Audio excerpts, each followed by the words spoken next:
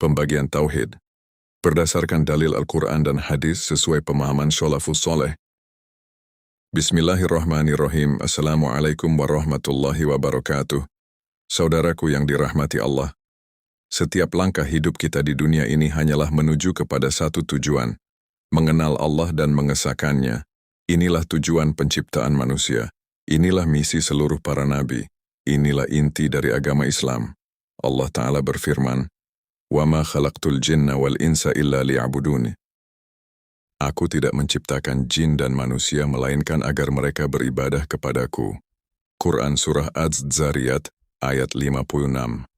Untuk memahami ibadah itu dengan benar, para ulama salaf menjelaskan bahwa tauhid terbagi menjadi 3 jenis berdasarkan kajian seluruh ayat dan hadis. Pembagian ini bukanlah membuat-buat, tetapi mengumpulkan semua dalil Al-Quran dalam tema-tema tauhid. 1. Tauhid rububiyah, mengesahkan Allah dalam perbuatan-perbuatannya, menciptakan, mengatur, menghidupkan, mematikan, memberi rezeki, dan menguasai segalanya. Allah berfirman, Allahu khaliqu kulli syai'in, Allah adalah pencipta segala sesuatu. Quran Surah Az-Zumar ayat 62. Dan dia berfirman, Ala lahul khalqu wal amru, ingatlah, penciptaan dan perintah hanya miliknya. Quran Surah Al-A'raf ayat 54. Bahkan orang-orang musyrik sekalipun mengakui bahwa Allah pencipta mereka, namun itu tidak memasukkan mereka ke dalam Islam, karena mereka tidak mentauhidkan Allah dalam ibadah. Allah berfirman, وَلَئِنْ سَأَلْتَهُمْ مَنْ خَلَقَ السَّمَاوَاتِ وَالْأَرْضَ لَيَقُولُنَّ اللَّهُ. Jika engkau bertanya, siapa yang menciptakan langit dan bumi? Pasti mereka menjawab, Allah. Quran Surah Luqman ayat 25.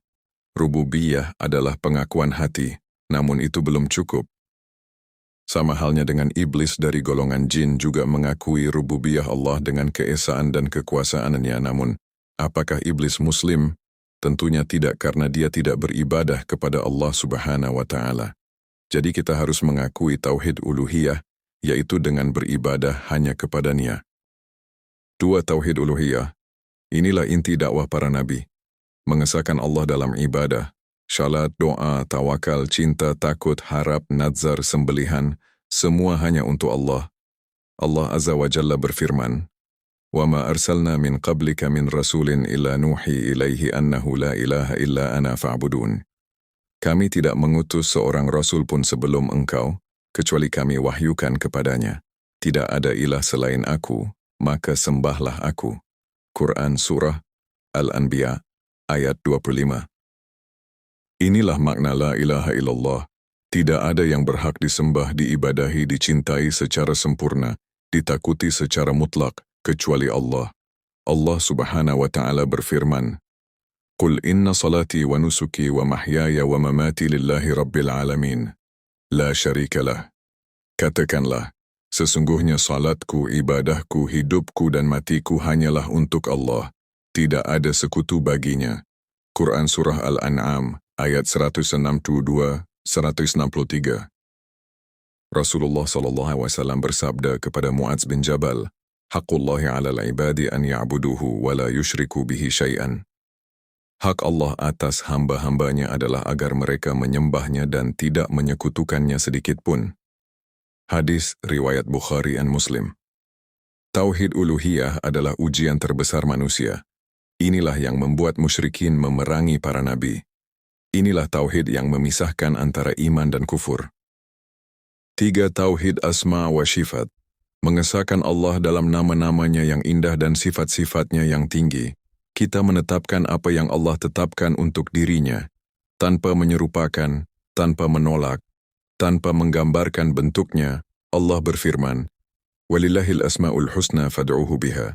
Hanya milik Allah nama-nama yang indah. Berdoalah kepadanya dengan nama-nama itu. Quran Surah Al-A'raf ayat 180. Dan dia berfirman, Laisa kamitslihi syai'un wa huwas sami'ul basir. Tidak ada sesuatu pun yang serupa dengannya, dan dia maha mendengar lagi maha melihat. Quran Surah Asy-Syura ayat 11. Rasulullah SAW bersabda, Inna lillahi tis'atan wa tis'ina asman, man ahsaha dakhala al-jannata. Sesungguhnya Allah memiliki 99 nama, siapa yang menghafalnya akan masuk surga. Hadis, riwayat Bukhari dan Muslim. Inilah manhaj para sahabat tabi'in dan ulama salaf. Menetapkan tanpa menyerupakan, mensucikan tanpa menolak. Hikmah besar pembagian tauhid. Mengapa tauhid dibagi menjadi 3? Karena 1.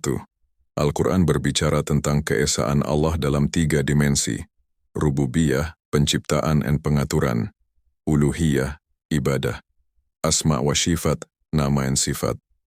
2. Pembagian ini memudahkan umat memahami dan mengamalkan tauhid. 3. Untuk membedakan antara pengakuan musyrikin dan keimanan mukmin. Musyrikin mengakui rububiyah, tetapi jatuh pada syirik dalam uluhiyah. 4. Pembagian ini sudah dijelaskan oleh ulama salaf.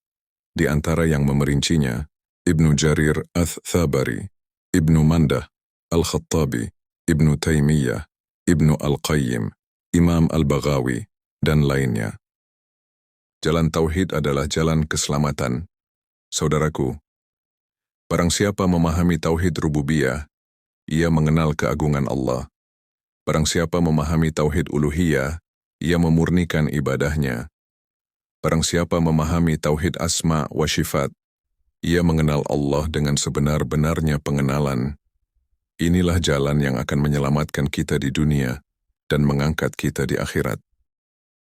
Allah Azza wa Jalla berfirman, "Faman kana yarju liqa'a rabbih faly'amal 'amalan salihan wa la yusyrik bi'ibadati rabbih ahadan." Barang siapa berharap perjumpaan dengan Rabb-Nya, hendaklah ia beramal saleh dan tidak mempersekutukan siapapun dalam ibadah kepada Rabb-Nya. Quran Surah Al-Kahf, ayat 110. Semoga Allah menjadikan kita hamba-hambanya yang mentauhidkannya dengan sebenar-benarnya tauhid, hingga kelak kita dipanggil ke dalam surganya yang penuh kenikmatan.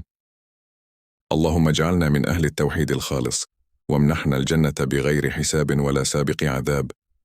Ya Allah, jadikanlah kami termasuk hamba-hambamu yang bertauhid dengan sebenar-benarnya tauhid, dan anugerahkanlah kepada kami surga tanpa hisab dan tanpa azab sebelumnya.